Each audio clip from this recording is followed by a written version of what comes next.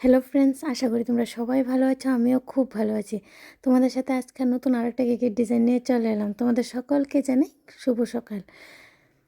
আজকের কেকটা খুবই ইজি, এতটাই ইজি যে কোনো কেউ যদি ভালো করে স্কিপ না করে ভিডিওটা দেখো তাহলে অবশ্যই বানিয়ে ফেলতে পারবে। আমি প্রথমে কেকের মধ্যে ক্রিমটাকে ভালো করে সেট করে নিচ্ছি, তারপর আমি সুন্দর করে ফিনিশিংটা দিয়ে দেবো, ডিজাইনটা শুরু করে দেবো।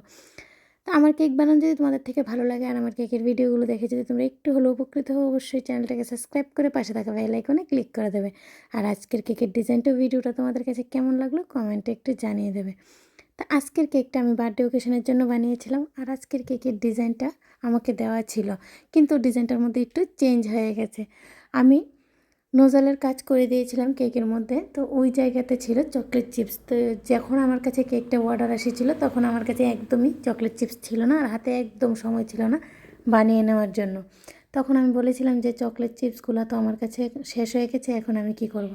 তা আমার থেকে এতটাই ভালো লাগলো যে বলেছে চকলেট চিপস শেষ হয়ে গেলে না দিলেই চলবে, চকলেট চিপস ছাড়াও চলে যাবে, অন্য কিছু এই জায়গাটা দিয়ে দিলেই হবে, কেকটা আমার হাতেরই চাই। তো এতটাই ভালো লাগে, অনেক সময় অনেকের কমেন্ট বা অনেকের কথাগুলো শুনে অনেকটাই আনন্দ লাগে মনে, যে ওরা ডিজাইনটা দরকার পড়লে চেঞ্জ করে দেবে কিন্তু কেকটা এখান থেকেই নেবে।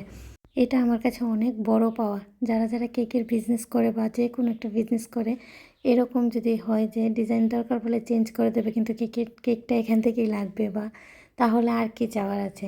এটাই তো সবচেয়ে বড় পাওয়া।